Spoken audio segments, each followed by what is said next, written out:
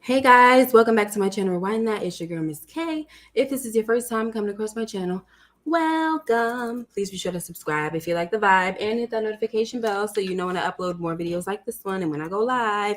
Today we are continuing on with our journey, the rewatching of The Wire. We are on season 3, episode number 10. Oh my gosh. We only have 2 episodes left. And next week, we're going to be talking about the episode, Middle Ground. Okay, let's get into this. Is my guest ready? Looking as beautiful as ever. My girl Moose. Hi. Hey, Eric, and hey, Darren. Happy New Year. Happy New Year. All right, so let's get this party started, all right? So, yes, this episode is called Reformation. And we have the, hold on, let me tell folks.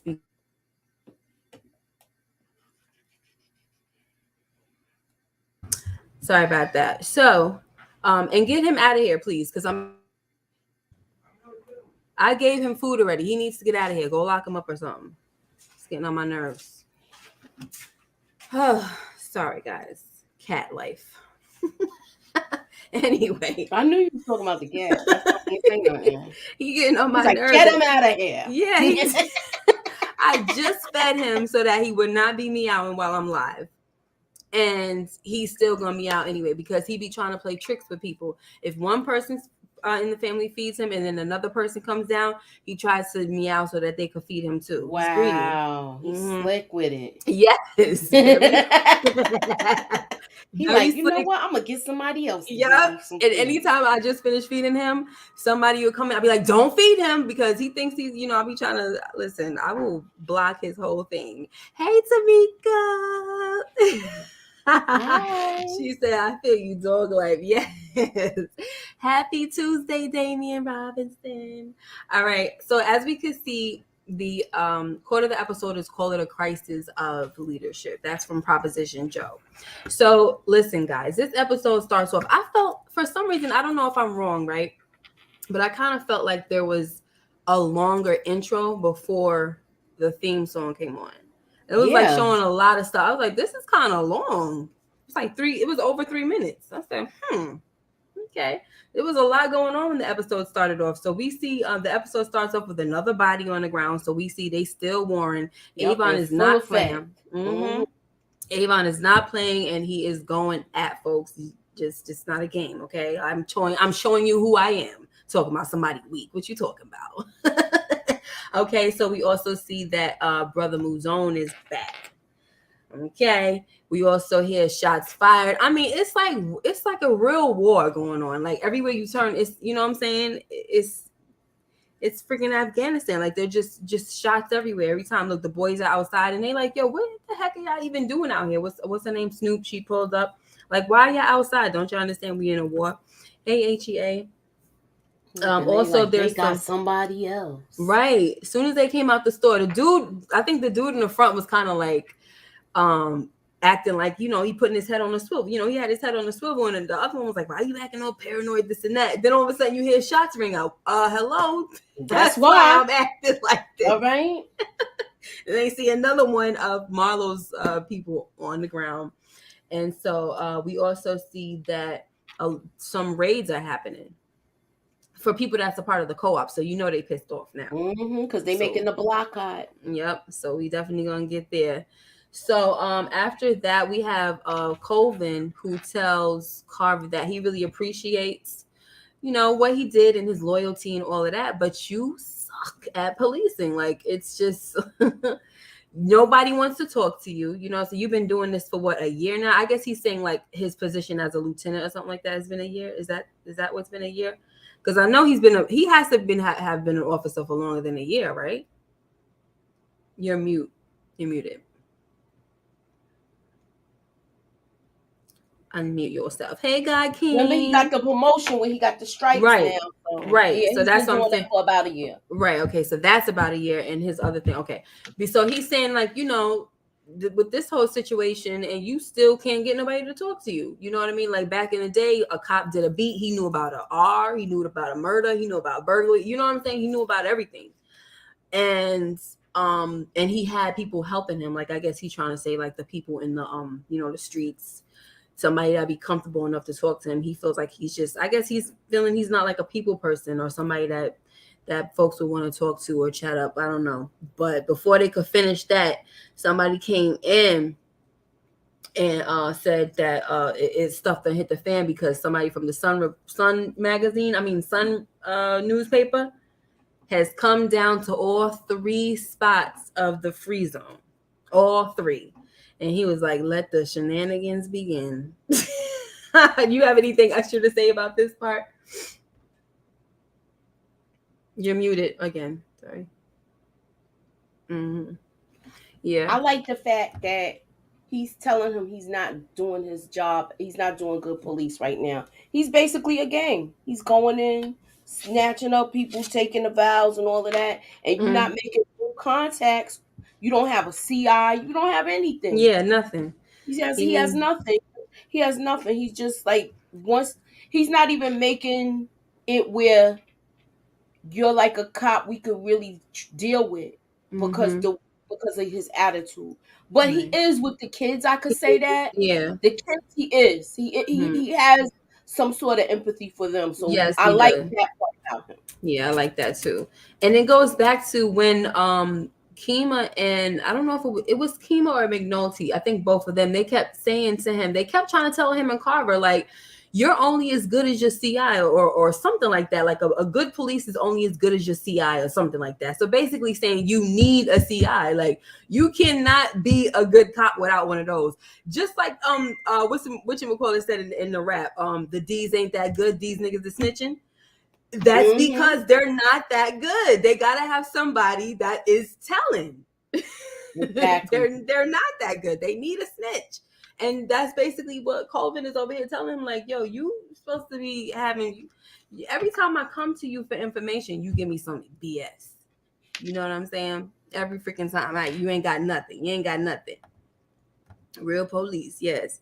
Carver wasn't natural police. Eric says, in my opinion, this was the greatest police mentoring in the series. Colvin was a real police. Yes, he was. And especially that at that end right there when McNulty tried to get him and he was like, don't play me now. We ain't talk about that yet, but don't play me, boy. What's wrong with you? Okay, so let's go to, like I said, the Sun reporter is there, so now he got to get down there. But now McNulty tells Rhonda and Daniels that, what is that? There's something on. Oh, okay. That's my watch. Sorry. Oh, it's okay. McNulty tells sorry about that. It's okay. Where was I at? Yeah, he tells Rhonda and Daniels that he thinks they should rewrite the affidavit and also let it be known that he's letting it be known that they shouldn't be so cautious on this, right? So Daniels is telling him, look, we're being cautious because we're going the extra mile for failing. Right. And McNulty was like, what? That backstabber, he's a piece of ish and all of this stuff. And what's the name? Daniels, he is tired of him. Okay. He's like, yeah, we all pieces of ish when we're in your way. You know, that just goes with the freaking territory. Like he's just so over him at this point. But he was telling the truth though. Who? He was telling the truth, Daniels. He was telling the truth. We all a piece of crap when we in your way, and he's like that. Yeah, it's so true. It's like you said, and whenever we're in your way, you know, or things are not going the way he feel like it should go, he is something else. He really is. And look, he couldn't say nothing. McNulty, he could not say nothing. He was like, all right, that's a fair point. Just get him the heck out of here, please. He is annoying me. And I'm trying not to get annoyed live. Yeah, you can hear him, right? Yo, he going crazy. Like, I'm gonna mess this up. You're not gonna feed this. Yo, he's annoying. I can't believe him right now. Acting up, man. He ready for one of mama's, you know, I ain't gonna say it. Anyway, I'm gonna be good cat mom. So anyway, look, we got hurt being a freaking snitch, man. He just got on my nerves. I'm sorry. When he made the phone call in episode 9, I said, okay, we about to see where we're going with this, which we already knew, you know. But it's just like, wow, you're just a freaking jerk. Like, no loyalty, no nothing. But you know, hey, but if it was one of his guys, meaning a white guy, he probably wouldn't have done this. What you think? Exactly. Huh? Yeah. I said, what do you think I about said that? Like, exactly. I agree with you. They I don't think he would have said anything. But it's okay. And plus, it's probably got a little bit of jealousy about the whole lieutenant thing. So now Colvin has to go down there, and he's telling the reporter that, you know, of course this thing ain't just going on with, like, it's not for nothing, you know. So he's basically trying to tell him that Hamsterdam is like a part of an investigation, but he can't say any names. You want to say anything about this? Yes, because it's like, you see how he's sweating?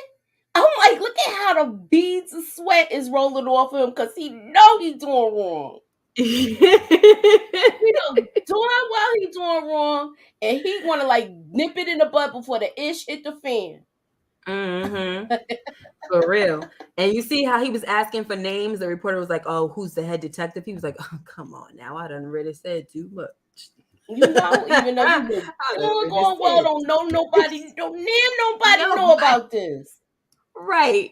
So basically, you know, trying to play it off like it's some type of reinforcement strategy or whatever. I mean, enforcement strategy, as the reporter said. But the reporter says, all right, listen, I give you a week. You know what I'm saying?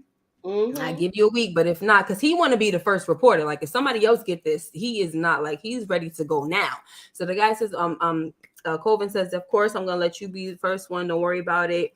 But I just need a little more time. So he's like, give me a week. The reporter, right? And then he said, but if nothing, like if he don't hear from him, he's like, I'm gonna have to run something. He's not saying, it don't sound like he's saying that he got to run like the whole story, but he got to put something out to start. Obviously, you know, if he's gonna put something out, you know, if a reporter doesn't have a whole story and they just put something out, that could already raise a lot of questions. Yep. So it's just not good right now. So he's and like, now I don't care. A lot of people's mad about it. So like the cops don't like what's going on. The dudes that's working that post, they don't like it. They don't like it at all. They're just pissed off about it. Yeah. Like they feel like they are not doing their job as policemen. Right. Yep.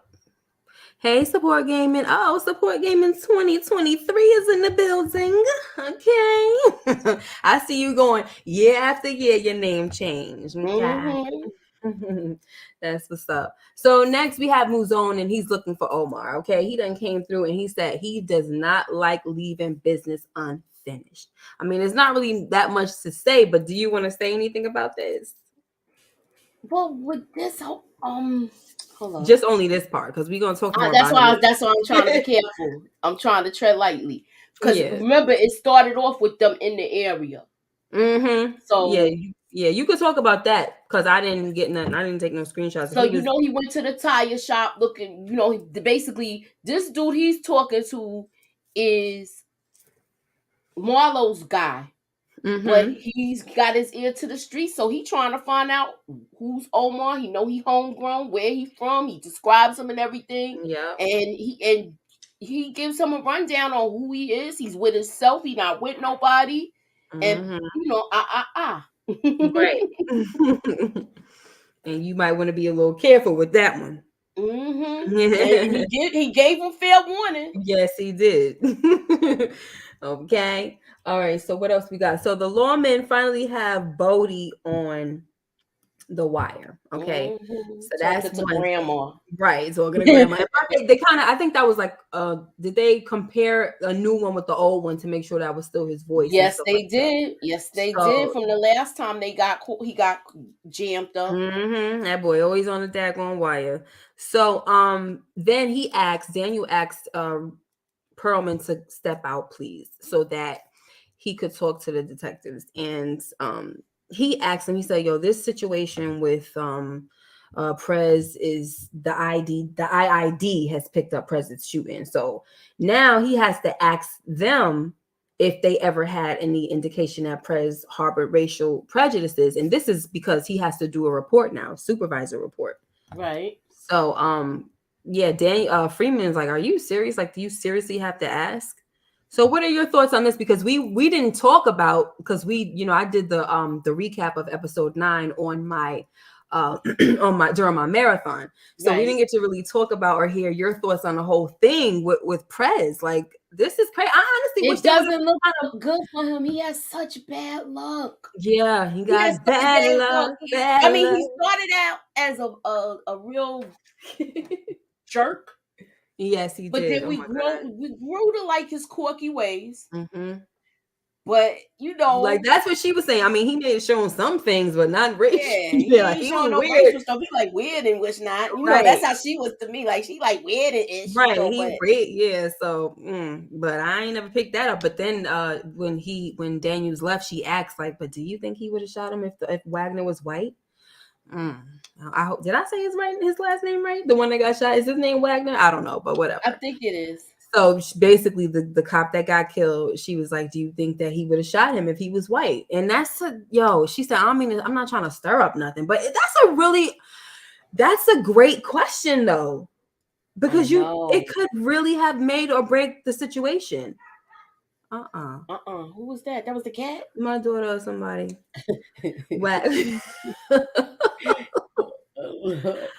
Oh my gosh. She sound like the cat. I said made or broke the situation. How about that? Sorry. Mm-hmm. Yeah. So yeah, and that's what I said.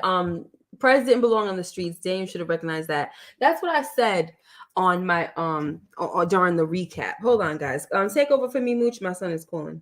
Okay. Well, with this part, I like the fact that they kind of backed Prez to me.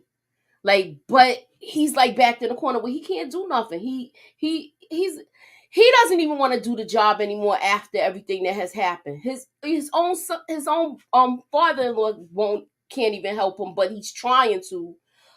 But it just looks kind of racial. Okay, I'm gonna go to the King Conscious says Prez didn't belong on the street. Daniel should have recognized that. Well, they only went to pick up Chinese food, so I don't think he was out there like that. They knew they took him off, but I don't think they should have pursued it when they got the call. But what can you do when stuff like that happens? It's an officer that needs help. So that was kind of the call that they got, where you gotta, even though you behind the desk and you supposed to be running to get Chinese food, he had to, it's an officer in distress, kind of. That was kind of like the call. Thank you. Oh, you talking about the Prez shooting? Yeah, I stayed right there with that because I was reading God King Conscious comment. Right. And he should have recognized that he didn't belong on the streets. And then I was saying, well, it wasn't really. Like, he was like in a catch-22. It was a call where it's like an officer, and it was right around the corner. And y'all gotta go and help your fellow brother man. Yeah, it was right around the corner too. It was only 5 blocks away. Exactly. So it's like, God King said he meant that in the sense of getting his gun back. True. Oh yeah. Okay. Cool. True.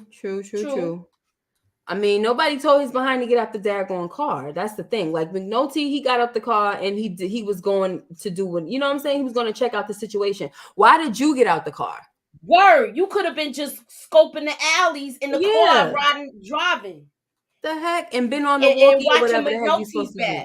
Yeah, how the heck you gonna get out the car if your partner already got out the car? He's just not a good street cop. No, he's not. But with paper and all of that stuff, he's the shit. Yes, he is. Definitely. He's like he's one of those puzzle loving dudes. Puzzle loving person that his brain is good for that type of stuff, but that's it. He's good with I guess problem solving on paper, right? Yeah, I mean, listen, Eric said, yeah, problem solving on paper. Eric says that they don't take guns forever just until the grand jury clears them, not saying it was the right decision. And to see, the thing is, that's where this system goes wrong.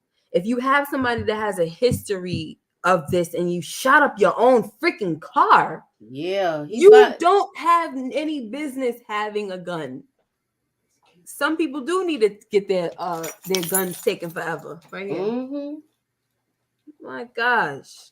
Freaking, let's move on from that Joker. Even though I feel bad for him, you know what I mean? I felt bad for him too because he was like finally getting where he had his niche. Yeah, and he was happy to be a part of it. He had it. his niche, and then and he became useful to his unit.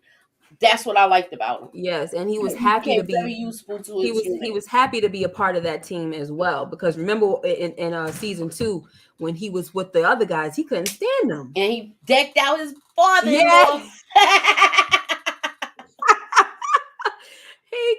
Yo, I forgot about that too. Oh my god. Where they was like, oh shoot, he done hit he done hit the boss.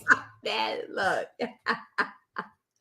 All right, where we at? Lawman, Daniels, supervisor. Okay, so let's move on because I'm following my notes. So now we have that Butchy. I'm sorry, Omar is telling Butchy, can you need to spread the word that I'm willing to pay whatever, basically, to find out the whereabouts of Avon and Stringer.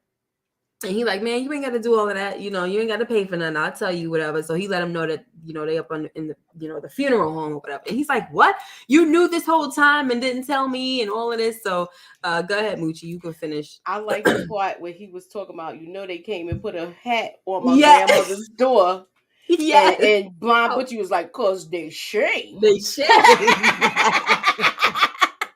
He was like, cause they shame. They shame. I mean, my thing is, I'm surprised they messed up with him with this. Huh? I said they know doing well they messed up with this with him. So here's my thing.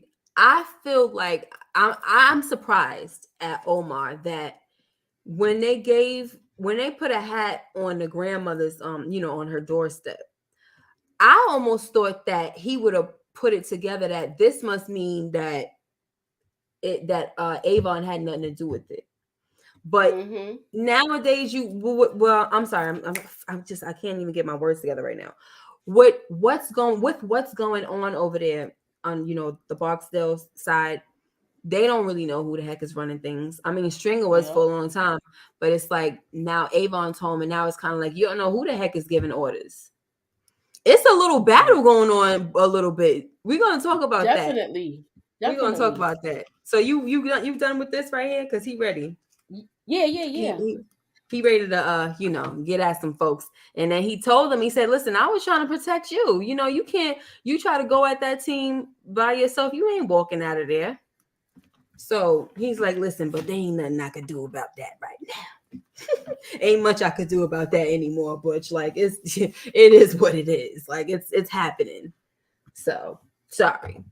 So now Cuddy comes down to Hamsterdam and he spreads the word about his boxing gym. You see Carver's out there with the kids and they're playing basketball and everything. It's almost like he a little sideline coach kind of. And then he got his dudes over here to the right that's in timeout because they don't know how to play together without fighting and busting each other's lips and all that. So he tells Cuddy tells Carver this, right? And the kids start getting up. That one kid with the one with the black shirt right there in the blue pants, he said something smart because I guess he must have busted the other dude's lip with the hat. And he was like, so they got up in each other's faces and everything. And there was an officer that tried to, come break it up. But Carver was like, no. And he allowed Cuddy to handle the situation, like, to give him a teachable moment or whatever.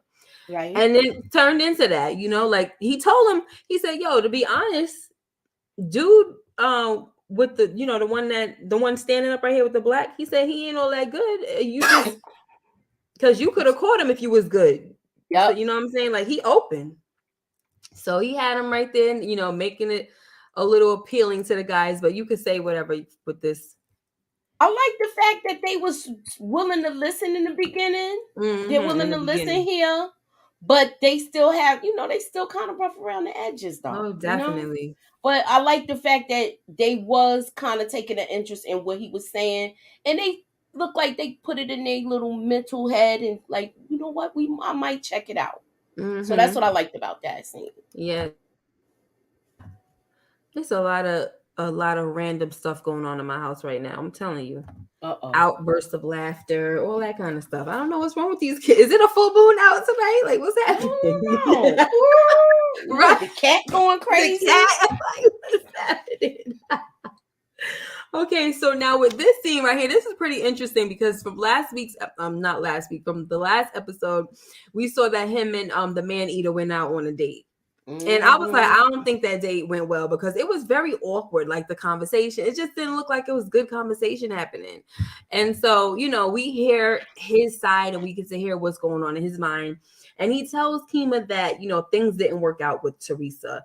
And for the first time in his life, he feels like a doormat and that he's being used for his manhood. Like, I'm just a breathing machine for my cockatoo, Yeah, good. And but and she looked.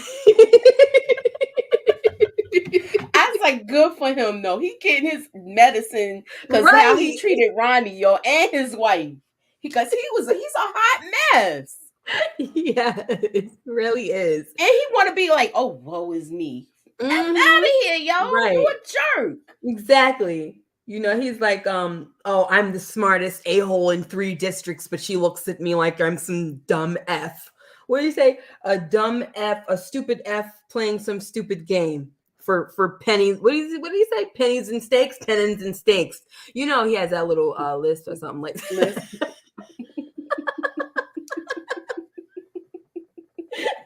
Oh, God. He did do a good job as Prince Charles, though. Yes, he did. I didn't get to finish that. So, that's one I'm still covering that. I'm gonna have to do like a whole. I don't really feel like doing the scene. I'm not the episode by episodes, but I'm gonna get back to that. So now we got Prop Joe and all. Why his nails so long? I don't know. It's crazy. He be having some different looks with his hair, though. I know that much. So 2 of the members, Prop Joe. Prop Joe. Yo, which one is the? I wish you had pictures of all the hairdos so we could say. Oh my God, that's what you're gonna do that next week. Next week we're rating his hairdos. Prop Joe.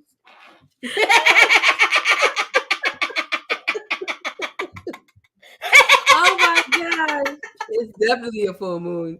Yeah. Next week we got the Prop Joe's hairstyles. Yes, God, we'll put it in the. It'll be in the vote next week. Yeah, you just gotta remind me. Miss K's community tab. Yeah. Which hair is the worst or the best? She looks through me. Yes. And that's where we get the quote of the episode. So Eric says, I feel like Miss K gonna raise some heck in her home when this stream is. Sometimes, I mean, it depends. It depends because that happens every now and then. Like if it's fresh and I just got off and they just did something, yeah. But it's too soon. It's only 28 minutes. So him and 2 of the members of the co-op, they've been talking and they tell Stringer that, listen, if you cannot call off the war, then we're gonna have to let you go, bro. We're gonna have to shut you out. Control your door. Yeah, we're gonna have to shut you out. He says that we grateful for all your contributions to the co-op and everything, but it's not right for you to be the head of our table and you can't call off your dog. And that's when we get the quote of the episode, call it a crisis of leadership. But he said crisis. No more cocoa for you. No more. And this about to send String over the freaking edge, child. But we gonna talk about that too now. I'm so disappointed in so many people. Well, I'm not disappointed in Hurt because whatever. So anyway, now we have let me see if I got this right. So now Colvin is telling these guys right here, because I feel like the one to the right, I see him around Colvin a lot. He's telling them that he's gonna confess to Rawls and Burrell what the heck has been going on, what he's been up to. Right. And they like, oh boy, so that's pretty much that. There's really nothing. I don't know if you want to say something about that part because we'll get to it later, but it's nothing. It's just him telling it. He want to get his story out before. Yeah, Yeah. he wants to tell his story his way, so that way he could deal with the consequences accordingly. Maybe they could do something. Maybe they could try to make something out of the situation that Right. he created. Right. That's what he's hoping on. Yeah, and also like get ahead of it and spin it however they can. So listen, guys, Marlo done caught up with Devon and shot her in the titties and then in the mouth. Like, what is up with him shooting the people in the mouth? Like, like you sending a message about not snitching. You're dead. Like, what else? What other? I just don't. That part is just so. I can't. But anyway, go ahead. He's a psychopath. This is what psychopaths do. I guess so. And then he seemed like he kind of felt a way after he shot her, like where Chris is like, it had to be done. Yeah, it had to be done. What? Right. I mean, why you feel some type of way when you walk up to her point blank range? You put the freaking thing in her mouth. Miss K, did he like her? Was he feeling her? Was the probably? Listen, probably, honey. Was it good? Because he sure did call her the next day. He sure did. So I think he's just mad that she betrayed him like that. Like, yeah. Oh, you working for this clown? Even though Avon ain't no clown to me. He let this little ninja out. Oh my gosh. He's like, I'm back. I gotta yell at him. I gotta yell at him.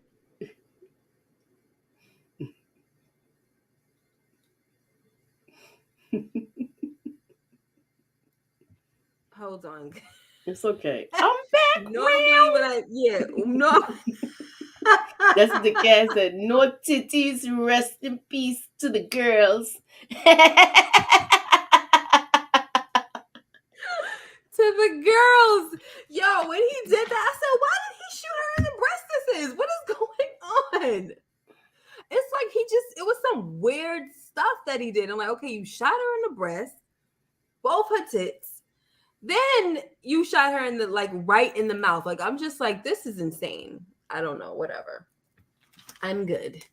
So now we have String, who, he's freaking panicking. So he done went to Avon to let him know that they need to end this daggone thing. Like, hello. You want to talk about this? Just see, Avon is really, when he said, you getting high off the power trip, and he was doing like this to his arm. I was like, no, he didn't. But this is like, we're starting to see a more division with these two now. So hold that thought to the I'm point. holding it. No. This is what I'm saying, because I want to piggyback to the point where you got Slim Charles walking up, and you what did, as soon as he came in, right? He came in like mid sentence of Stringer, and Stringer was like, "What the F you want?" Like, he's so rude to his, to his people, whatever. But anyway, so then he says, "What?"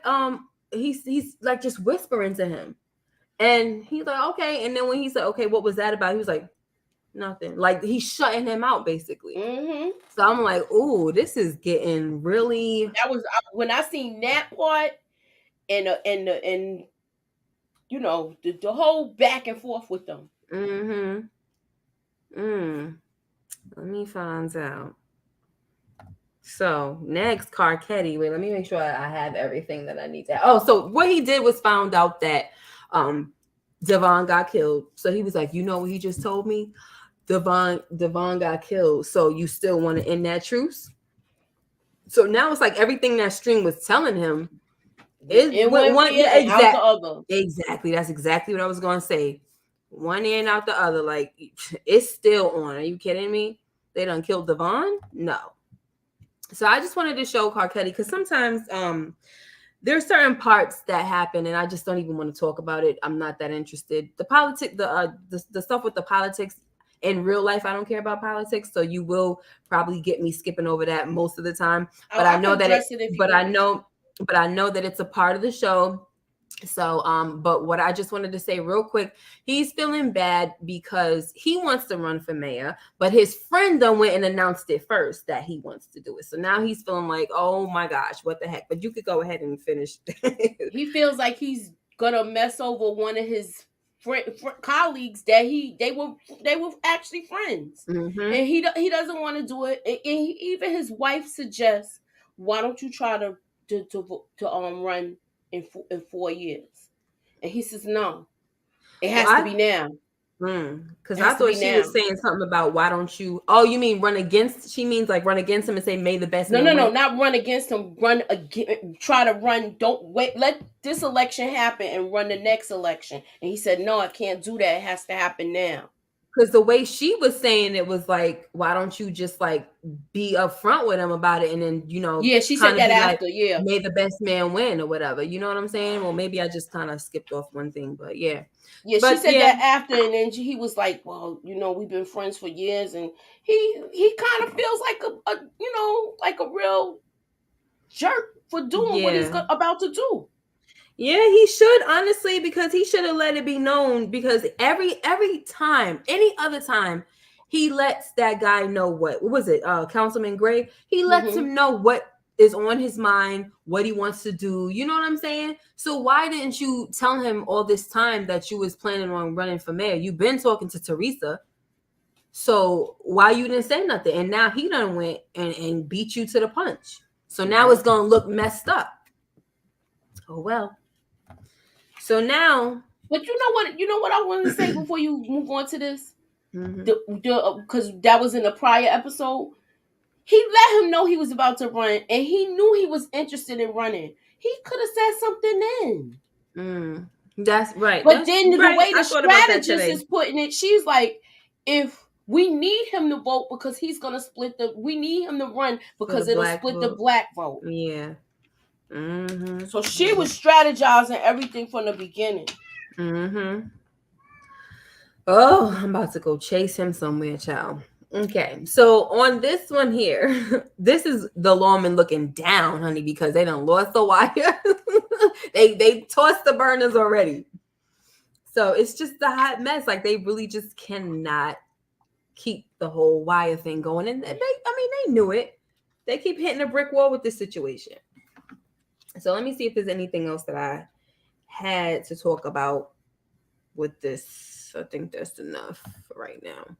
So now we got Cuddy. He's lost his daggone temper with one of the kids. You want to go on and talk about that? Because they finally came in, but they came in acting all wild and everything. They came in, I feel like around the edges. They have no manners and nothing. They don't want nobody telling them what to do, even though they don't know what to do. So it's just like rudeness, where it's bringing the street out of him, and he ain't really want to go that route. Right. Yo, and he's talking about touch me. Yeah, touch a juvenile. What you got? You're not gonna do anything. You just got your lip busted. That's why he said, no wonder you got your mouth tatted or something like that. You got your face tatted or whatever. You talk so much trash. He one of those people that it make you want to hit them. Yeah, but this is how the young guys are now. They can't put up their dukes like that. They be ready to get the hammer. Look up punks. All right, so String, honey, he makes a non-emergency call to the Baltimore police. Talk about it, girl, little snitch. Now this was after the whole little tussle with them two, and he let Avon know that he put D down. Yeah. So and Avon was kind of basically like, okay, like, he seemed like he done moved on. Yeah, he was like, I had to do what I had to do, because if we get jammed up and he decides to talk, all of us is going. You, operation. Me, and Brianna. Yep, the whole operation. So he let him know. But I think once he did that, that was the beginning that's the beginning of their division with that. And it's already how you showed how they wasn't talking. So now he made this phone call. I'm just like, this is not good, yo. Yeah. It's like, I guess. I mean, some people was in my comment section with the last video, and it was like, how could he do that? Like, you know, how could he kind of side with String? Because when Brianna came to him, like, you know, asking questions, and he was kind of on the same, just on the same tip as String. Like, he's just, the cop is just trying to make you believe that he didn't do that to himself. You know, he's trying to make you but think the something cop else. said, Right. And so I think with Avon, it was just on some, the way Stringer explained it to him. For a street dude, it was like a charge it to the game type of situation. yeah, You know what I'm saying? but I don't think Avon saw it that way because he didn't. I don't think String really put in work like that. No, I'm talking about the way the way Avon responded to it is like, that's the way the game go as far as like. I'm talking about, but after that, after the next thing that transpired where they was like, we gonna cut you off, I think now he sees him in a different light with that conversation. Because he's saying, he was saying how he said it, and I don't think Stringer was ever a soldier. He was like behind the scenes and stuff, and with the money, like he never really got his hands dirty as far as with the murder game. No, that's what he was saying. So I think that's why he looked at him like, really, like you didn't even do it. Snitch. So Rhonda done went up and waited. Let me make sure I got everything first.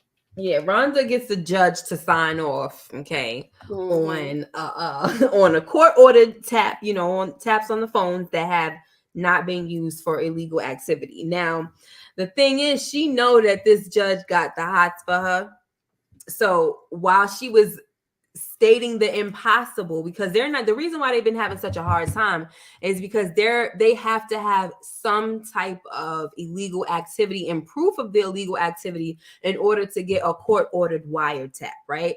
So with the way they've been getting rid of the burners, there's no way they could do that. It makes it totally impossible. So they're just like, feel like they're in an impasse or whatever. But that girl done went and crossed her freaking legs, honey. I know, right? Like, wait a minute before you answer. Hold on now. Let me get this leg. And he's like, yeah, I think we can work something out. Like, unbelievable. So, you know, she's doing this right in front of her boo thing. And he's like, okay, whatever, do what you got to do. He basically a pimp at this point. Pimp her to pimp the case. Yes. Oh gosh, it's funny. You want to say anything else about that, or we gonna move on? Because we can move on from it. But he already said how long he been wrapped around your finger. Right. So we got Mouzon got his guy. Okay, was in Lamar. Got him up in the freaking gay bar, and he is so upset and uncomfortable. It's so much crazy stuff going on up in there. And then when I saw this guy, yo, that's the scene that made it. I was like, oh shoot, that's why he's such an idiot. Yeah. He needed some tea. I was like, oh my gosh, this is so random. Wow. Oh my gosh. So before we move on, Guy King says The Wire is so beautifully written. I have an interesting theory about String, Avon, and Prop Joe, but I can't give it till season 5. No moochies. Right. Thank you. Give it to season 5.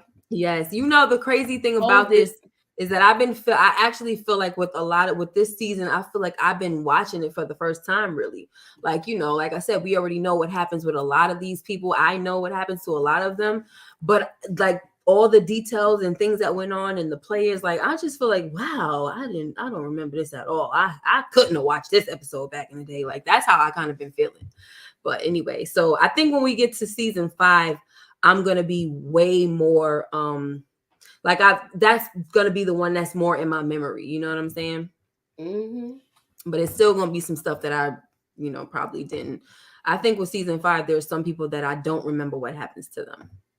All right. So let me make sure that I got this. So Bubs got squeak to squeak, honey. I'm just going to say that. Even though she's not really saying nothing right now, but basically, he done brought her to Freeman, and they got this type of little system where it's they're gonna be selling him some burners that got more minutes, right?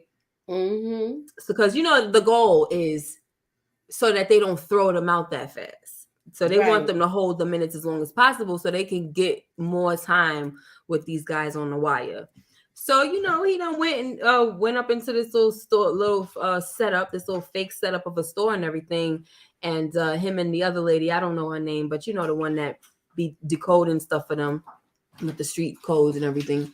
So it looks like they're gonna have Squeak and what's this guy's name again? Her little boyfriend? Bernard, right. Bernard. They're gonna have them caught up in some things, honey. I like the way Freeman was working it though. Yeah. He was like, call me back on.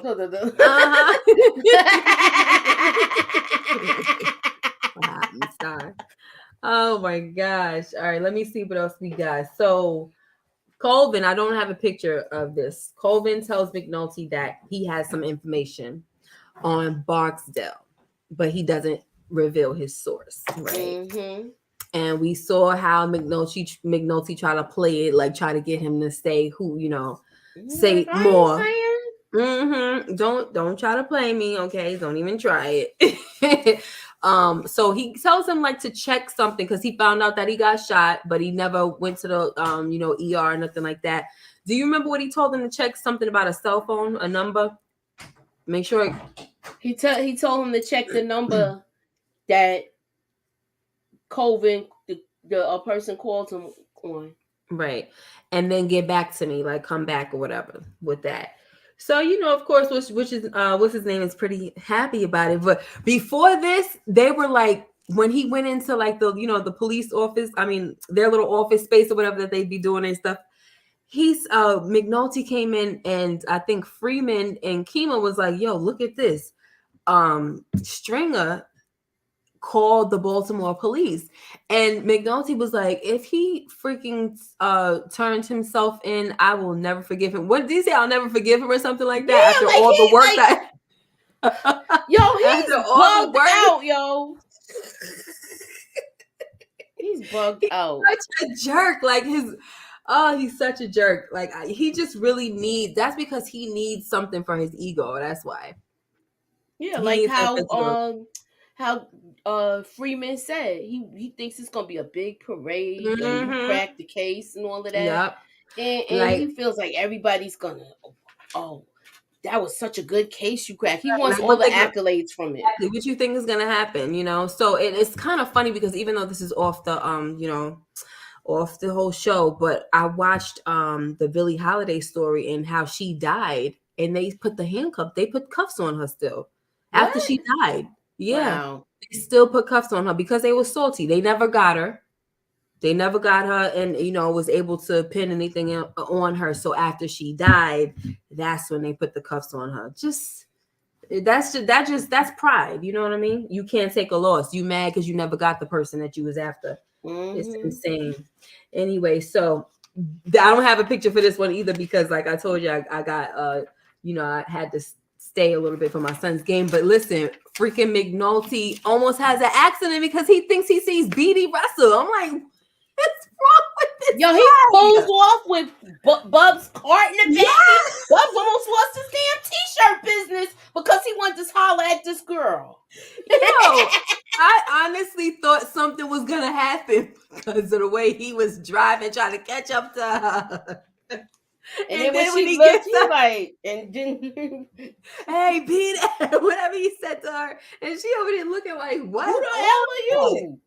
All of that for nothing. That would have been nice if it really would have been her, though. Mm-hmm. They play too freaking much. All right. So Colvin, he winds up telling the truth, okay, about the Hamsterdam operation during a Comstat meeting. And, they're pissed off. First of all, Burrell is the one that's really pissed off, right? And he's like, I need to see you right now in my office. So they go into the office and Colvin tells Burrell that, he can take the fall, like, let me fall on the sword. but don't let me hear you punishing any of my guys. No, don't let nothing punitive happen to them. He's like, are you threatening me? He was like, yes, sir, I believe I am.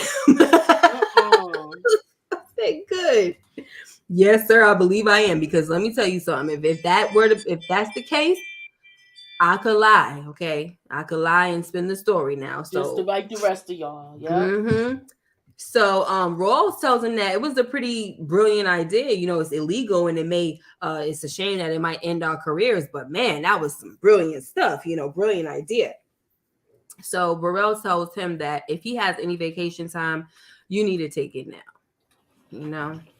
Take the vacation, and he lets and so then before Colvin leaves, he lets them know about the Sun reporter situation and how they could possibly spin the story, and he also gives them the letters that the community, people in the community have been writing and stuff. So hopefully that could help them out, but I don't know.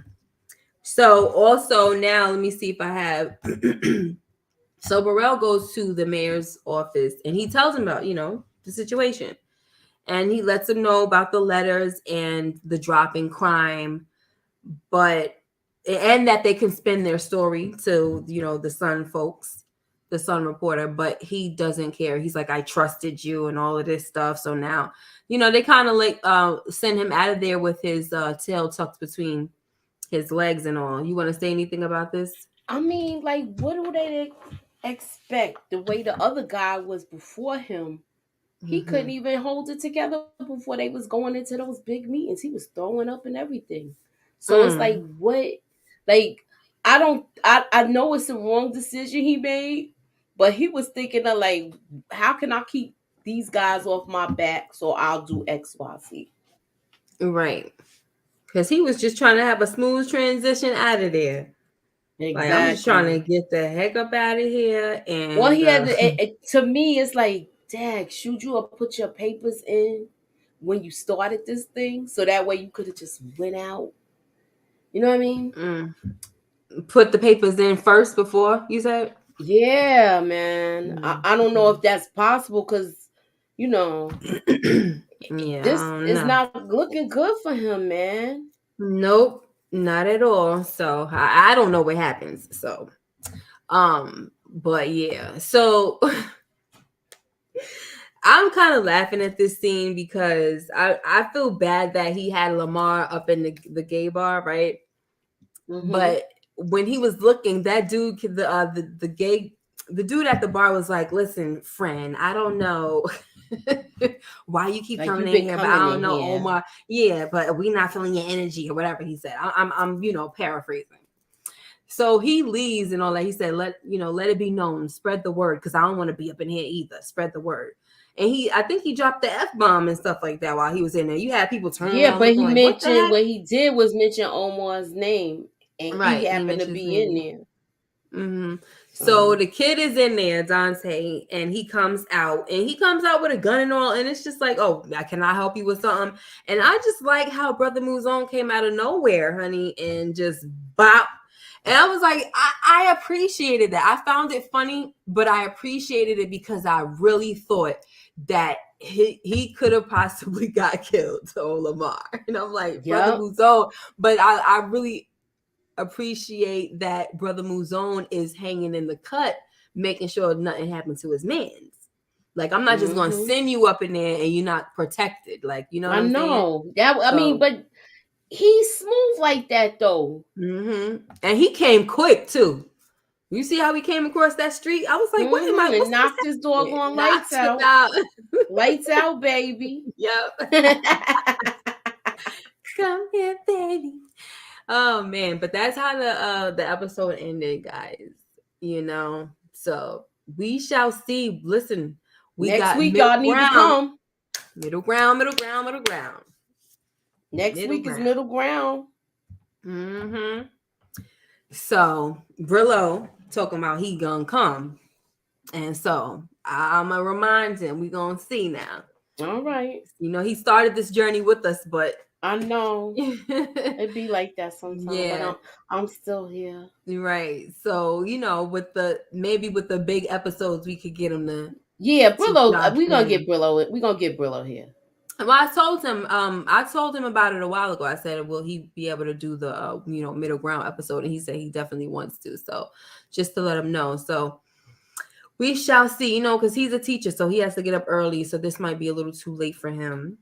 But he don't got to stay the whole time. Huh? Maybe if we get everything together, well, we could, you know what I mean? Maybe we could do something. Like earlier or something? Yeah.